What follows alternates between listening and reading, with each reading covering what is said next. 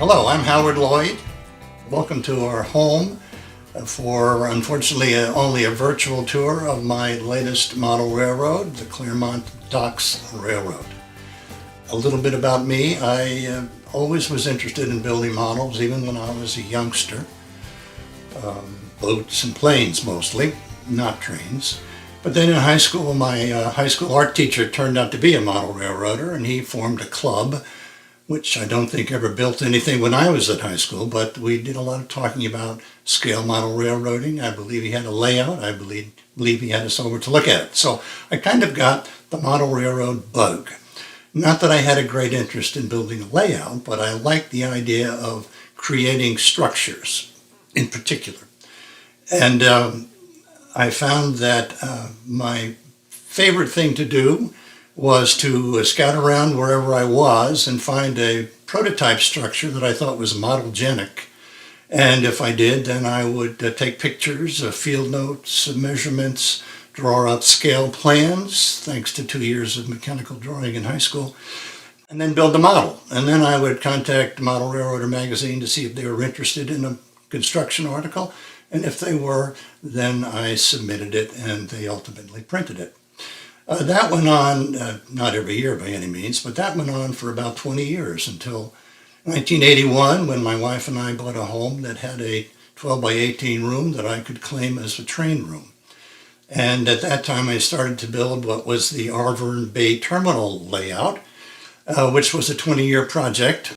It got to be pretty good toward the end of the 20 years. Some of the work I did at the beginning wasn't so satisfying.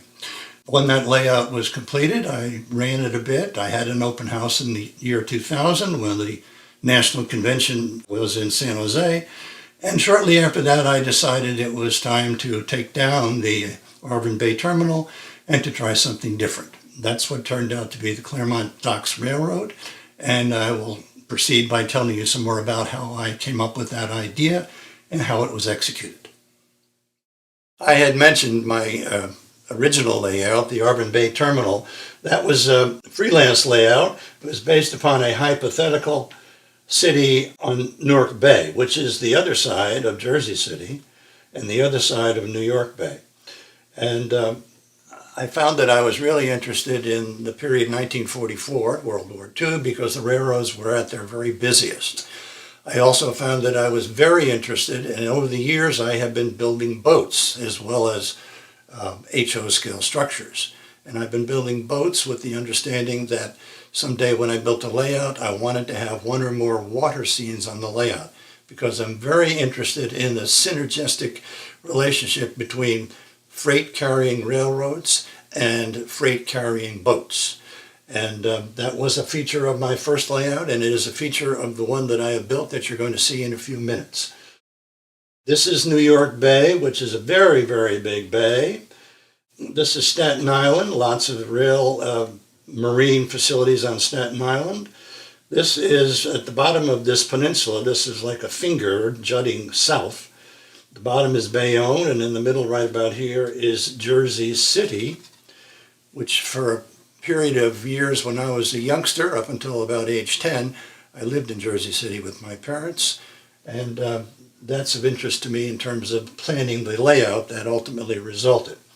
There's all sorts of commercial and industrial facilities and rail terminals all along Jersey City and Bayonne and Hoboken and up into Weehawken, just dozens and dozens. This is Manhattan Island, and there were dozens and dozens of rail marine facilities around Manhattan Island. This is Brooklyn down here, the same thing, many, many freight marine railroad terminals all along here, all up the East River, all the way up to the Bronx. So it's a very, very large port. It's a very busy port. When I was thinking about what was I going to build for my next layout, I looked at the thing that I'm interested in is right about here, which happens to be very close to the Statue of Liberty. So here's how I went about deciding what my next layout should be. Every 10 years, the Army Corps of Engineers does, or at least did, make a map of every harbor in the United States. That included New York Harbor. The map of New York Harbor was not a single sheet of paper, it was many, many plates. This happens to be plate 86 of the 1942 version of the Army Corps of Engineers map of New York Harbor. This is Jersey City. The area that I found to be most interesting happened to be a small Lehigh Valley harborside terminal that jutted out in a peninsula. All of this other land that you see that's all white, that's marshland. That's land that maybe you could walk on, but you couldn't build on. And the reason that they built the freight terminal here and the reason they built a yard there was they had to bring in fill and actually create the ground so that they could have the railroad, so the railroads could get access to the water. Because most railroads didn't have any access to Manhattan by rail. They had to put it in boats and let it go across.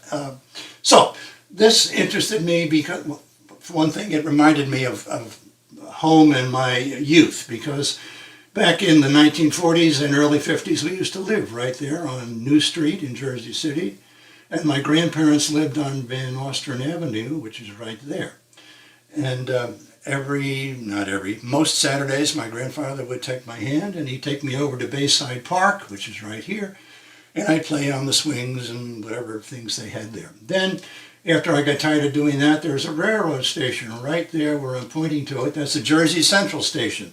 This line, the rail line at the top of the picture, is Jersey Central. And that was a Jersey Central Station. And where the station is, they had a pedestrian overpass. So if you wanted to get across the tracks, I think there were 4 tracks at that point, you climbed the stairs, you walked across and down the stairs to get to the other side of the tracks. I can remember my grandfather taking me up there on that pedestrian overpass, and we would stand up there and watch the trains go by, because there was an awful lot of trains. You didn't have to wait more than 5 minutes that another train would go by.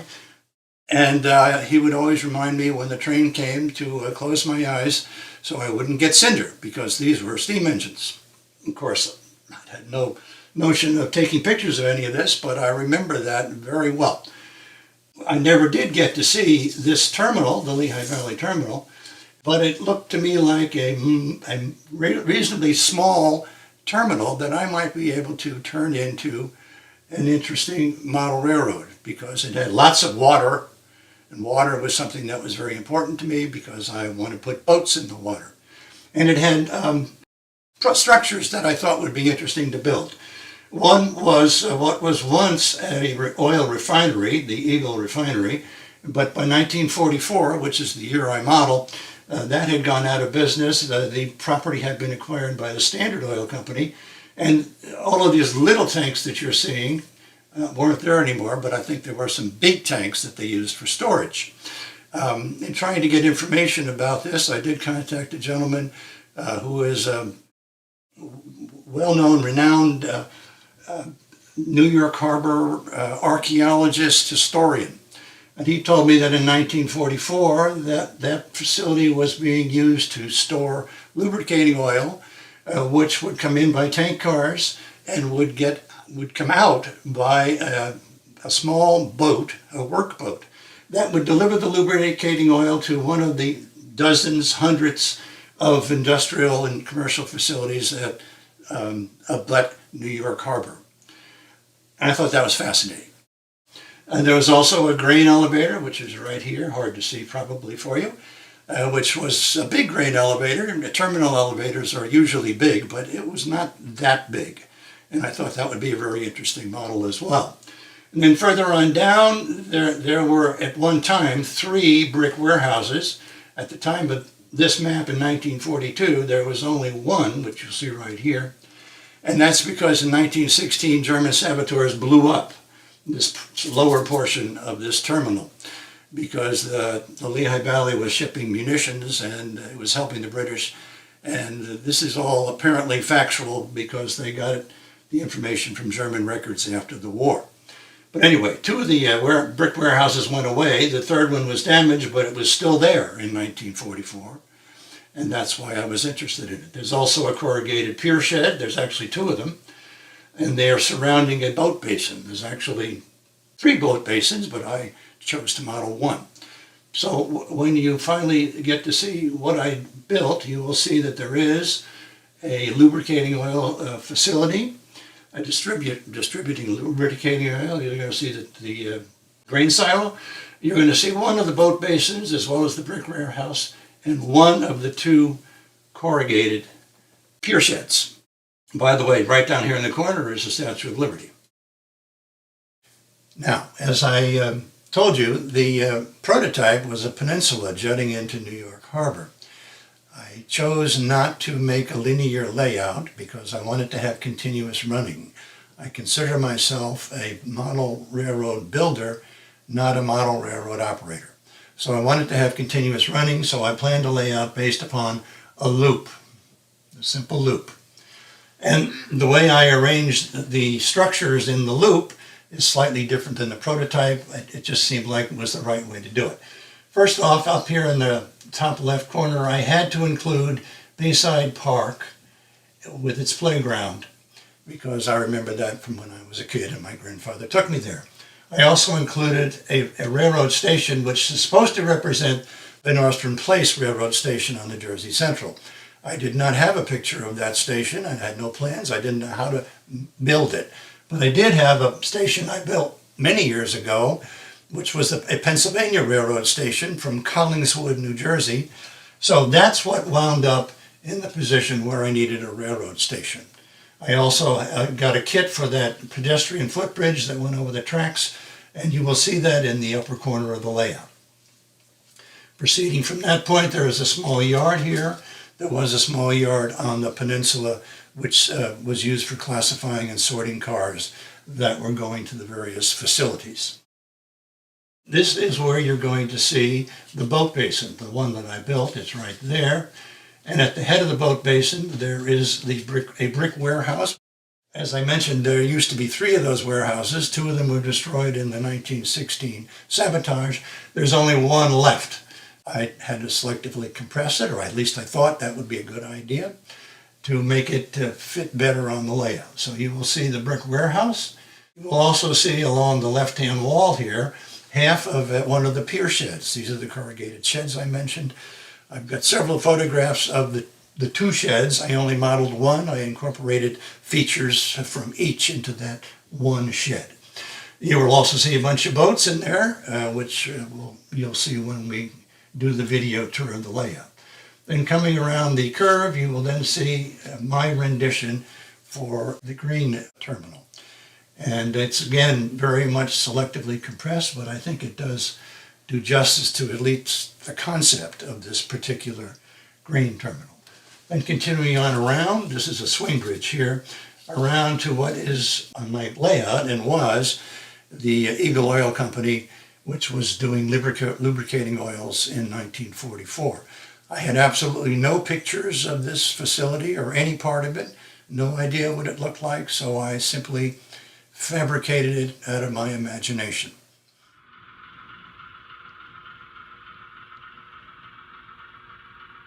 All right, let's start looking at the layout.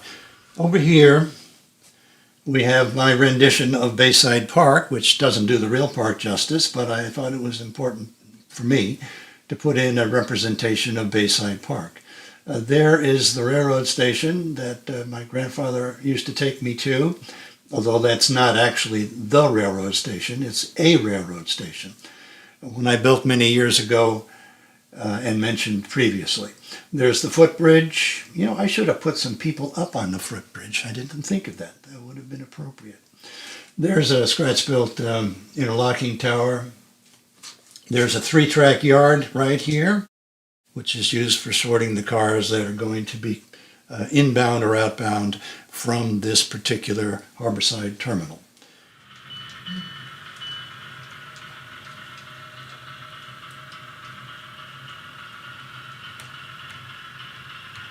Right here we're looking at the model of the brick warehouse. I did selectively compress it quite a bit. I have 3 bays in the warehouse. I think they're called bays, meaning that if there's a fire in one bay, it hopefully won't spread to any of the other bays. You can tell that's the case because the brick walls for the firewalls extend up to the roof and beyond. I made this out of N-Scale Architect brick siding. This side has 24 doors, no windows. And the back side has exactly the same thing, 24 doors, no window. Front side has a fire escape, which I had trouble figuring out how to make because the picture I had wasn't very clear. So I kind of winged it. I did have some of the doors open. I found out from looking at the Sanborn insurance map, I didn't know this before, that the walls at ground level on a brick building are thicker than the walls of the brick building up on the third or fourth floor, which when you think about it makes sense because the ones at the ground level are supporting a lot more weight than the ones on the third or fourth floor. The doors were all scratch built. Each opening has two doors. There are hinges on the doors. In an insane moment, I used 4 pieces of styrene to make each hinge. And after I was done and had gone crazy, I ended up, there was something like 600 little pieces of styrene that constituted the hinges on those doors. There are some workmen down the bottom handling what looked like sacks of flour. You will notice, since there is no elevator, the way goods are hoisted or lowered from the upper floors is to use these things up on the roof. They remind me of pictures I've seen, and maybe actual ones I've seen, of barns where they'll have a hayloft and they'll have a beam sticking out of the barn above the hayloft, and they'll have a pulley mounted, and they would pull hay up into the loft. That's the same idea here. And you will see that's why there are I'm calling them cargo booms, mounted on the roof. It's also a water tank up there, which was on there at the time. You'll see the bays have letters D, E, and F. That's supposed to make you think that at the other side, further, not on the layout, but over there somewhere, there's another brick warehouse with A, B, and C. At least that's what you're supposed to think.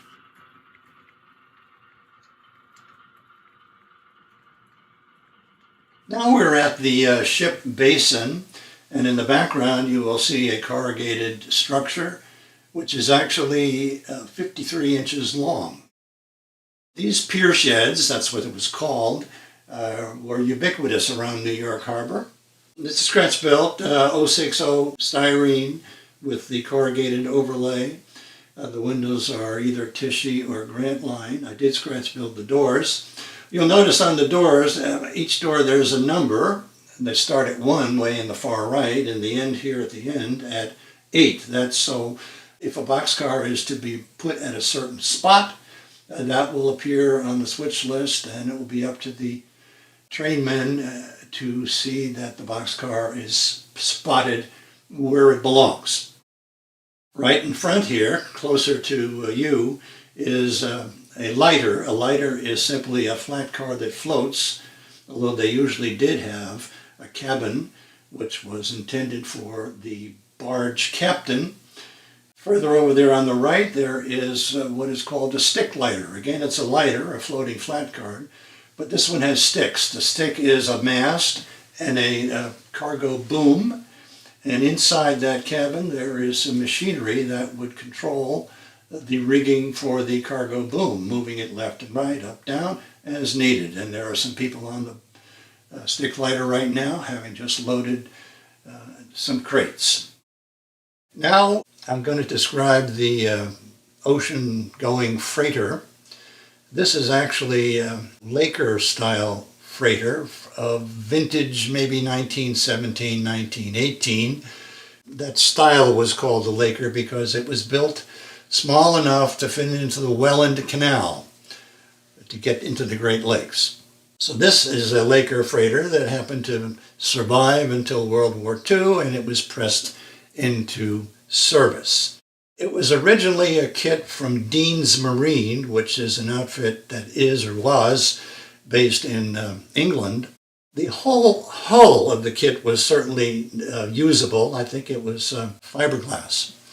But the superstructure and the hatch covers and the masts and the cargo booms were not suitable for what I considered to be a well-built freighter. So basically everything above the hull is scratch built. Of course, there are a lot of additional fittings that I bought to produce a freighter that met my standards.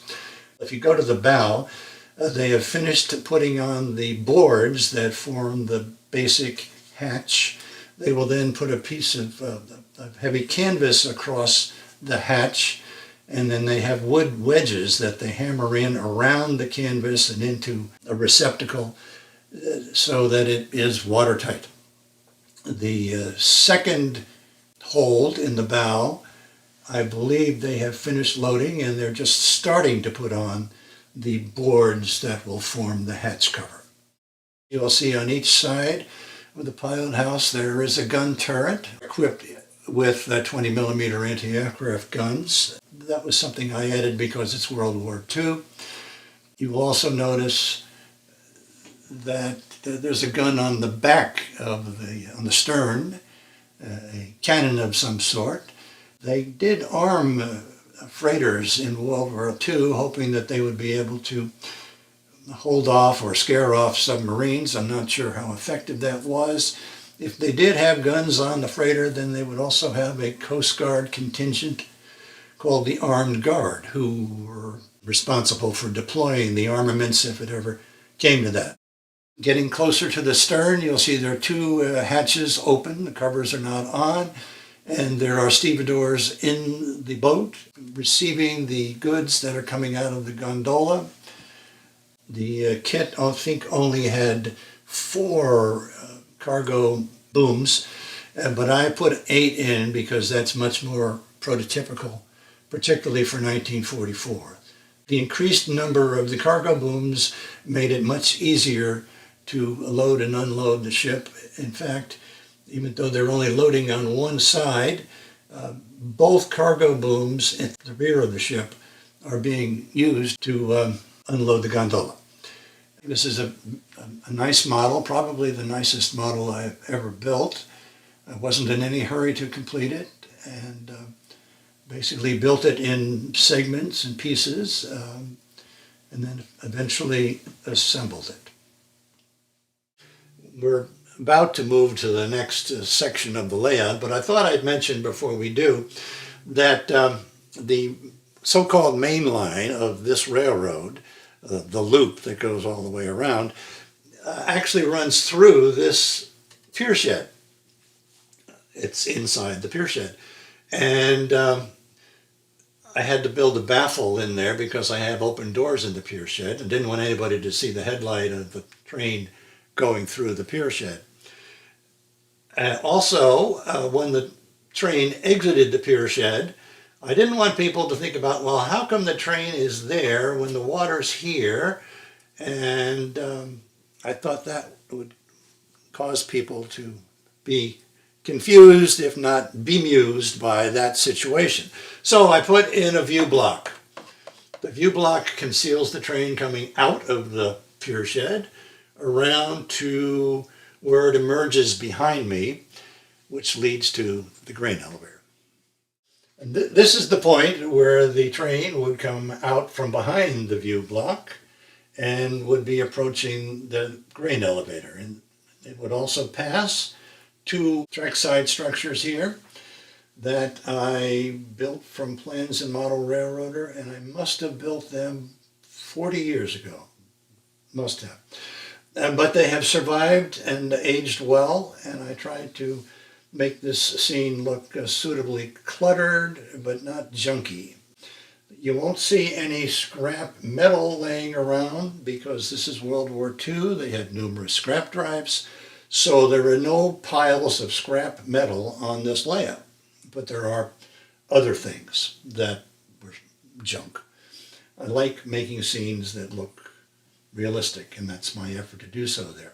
By the way, this foliage that you see in the back up against the wall, this was my effort to come up with marsh grass, tall, broad-leaved, heavy grass that grows in marshy areas.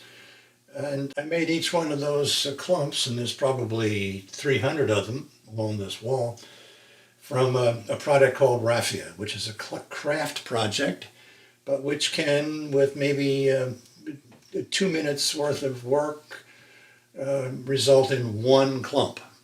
And I used felt tip pens to vary the color, vary the height, and I think they look pretty good. I intended to put the marsh grass clumps on other parts of the layout, and I got so tired doing them over here that I decided I didn't need them where I had been thinking of putting them.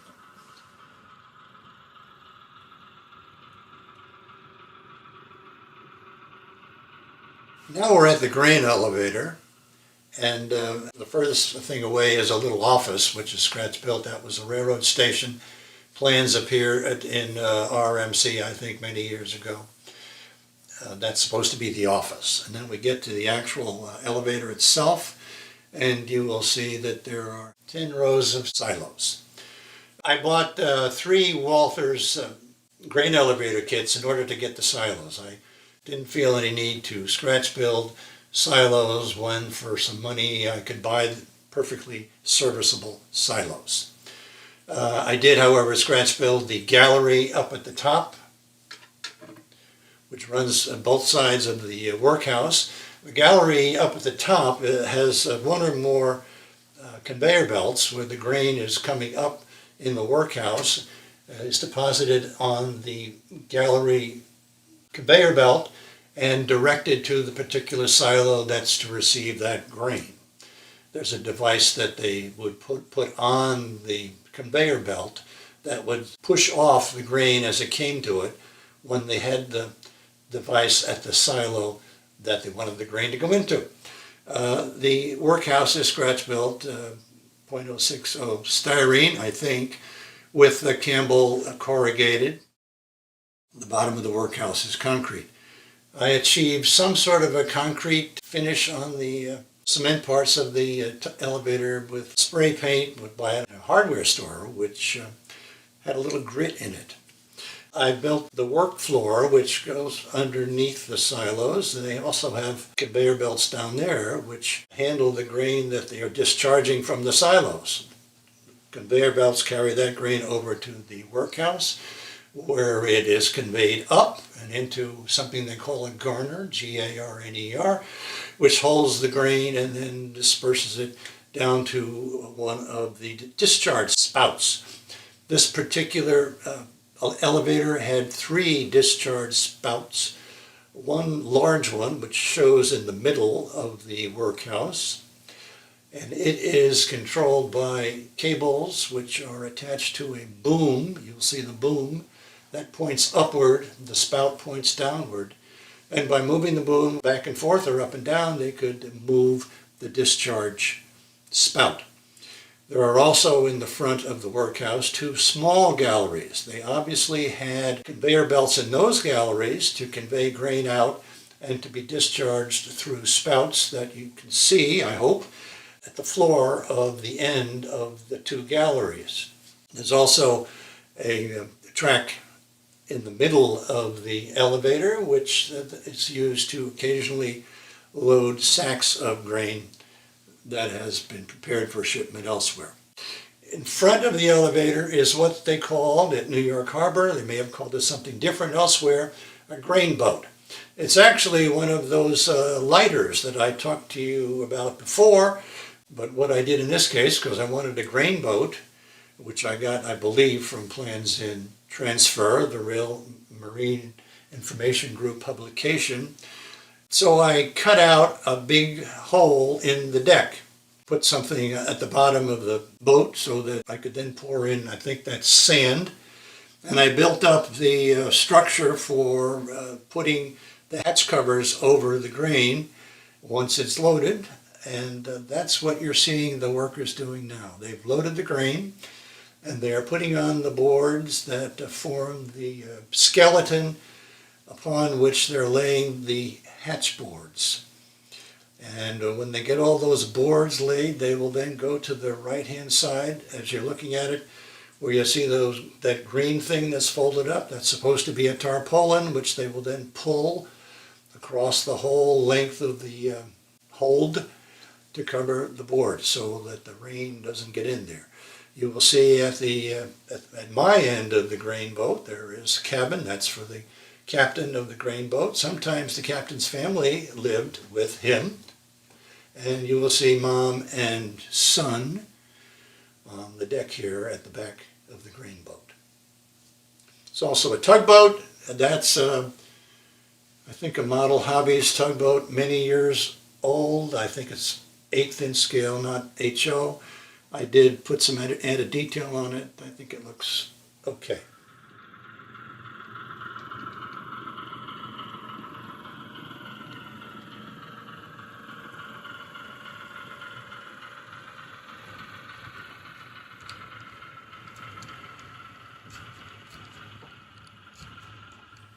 You might recall when I was describing the prototype to you, I said that there was a location where there was a facility that received lubricating oils by tank car and then shipped out the lubricating oils after repackaging them in boats, specifically a workboat. I had no information about what the structures might have looked like or what anything looked like, so I had to use my imagination, and I did.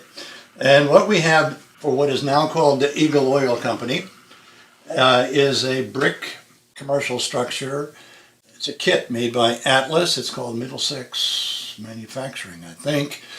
And it's a nice kit. I like the kit. And I built the kit with very few modifications. I did put a skylight on top of the elevator shaft. By the way, this building has an elevator, so it was built later than the brick warehouse that we looked at when we were looking at the ship basin. I did add the skylight there. I did scratch build a water tank. I did scratch build a loading platform down there, cut a hole in the wall for it. And in my imagination, this was a company that made widgets or something. Let's call it widgets.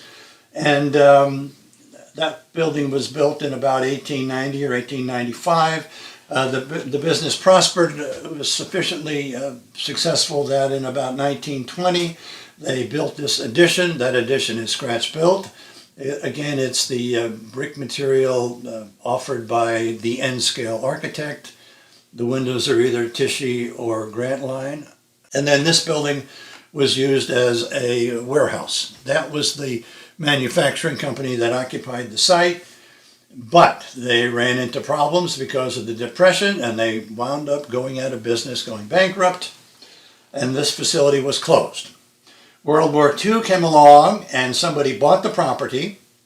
And by the way, you'll notice that the bottom 2 floors in this building have either been bricked in or boarded in because of the problem with vandals. Somebody bought the property. They used the bottom floor as a storage area.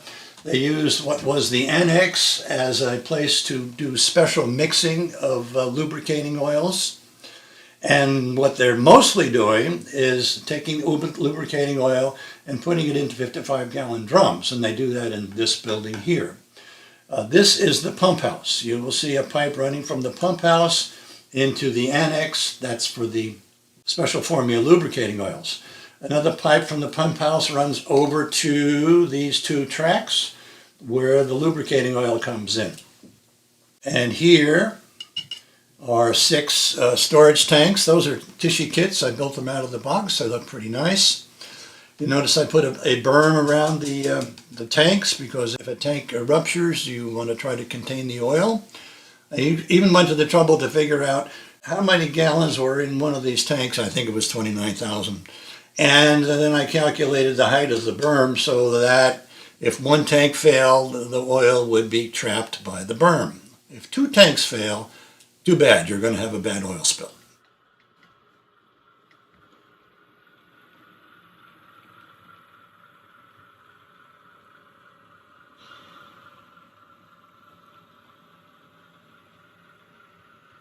We're now on the backside of the tank farm. Here's the derelict building, which they use for storage on the first floor. Here's the annex where they do the special mixing of lubricants. And here is the area where they do their shipping. Here are some 55-gallon drums on pallets. There are some smaller packages over here. Fellow with a forklift, some more 55-gallon drums on pallets there. And this is the pump house is in there. I mentioned that when we were on the other side. And the piping comes from the 6 tanks over the berm and into the pump house.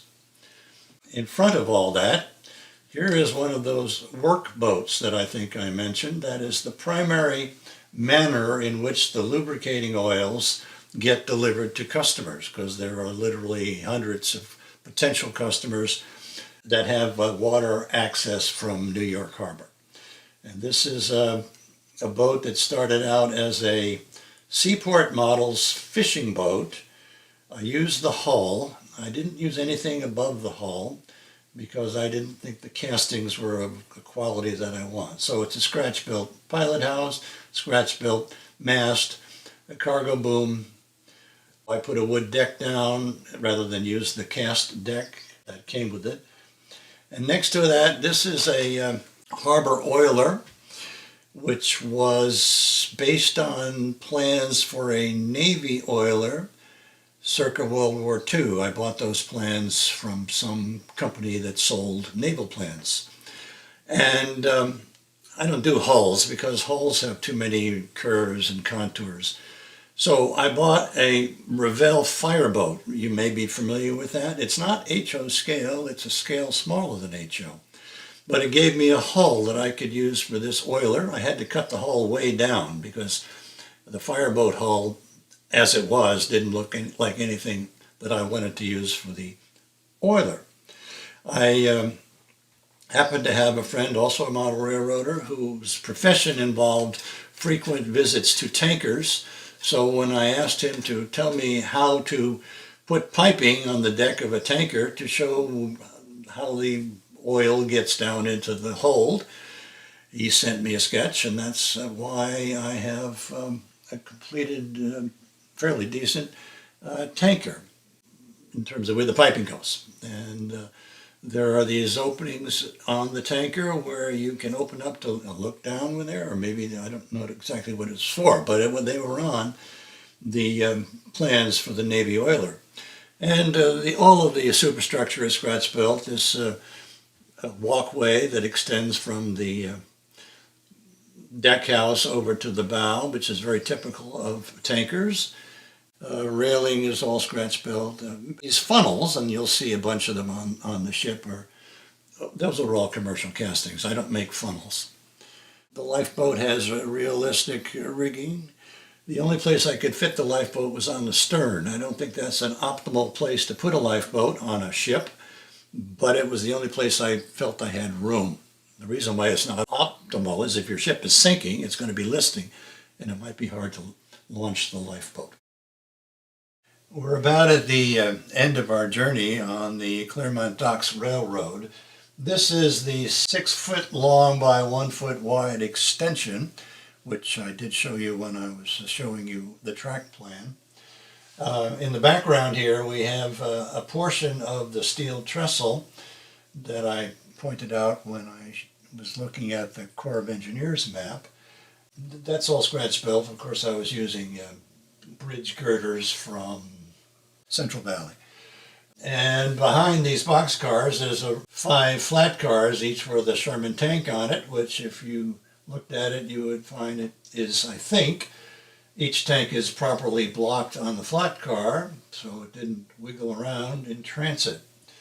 This train right in front and that engine is part of the rudimentary operating scheme that I told you I had developed. This train would go over to the yard by the brick warehouse and drop off the cars and pick up cars that another engine had gathered when it distributed cars and picked up cars from that area. There's a little railroad structure right here. I think maybe it's a watchman's shanty, and there are 3 figures and a dog.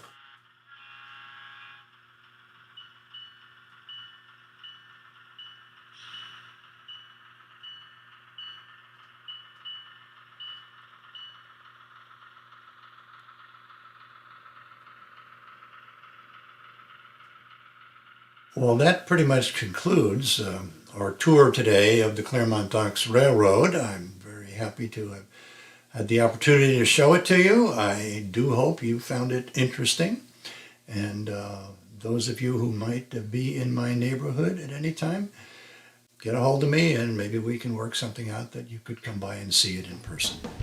Thanks very much.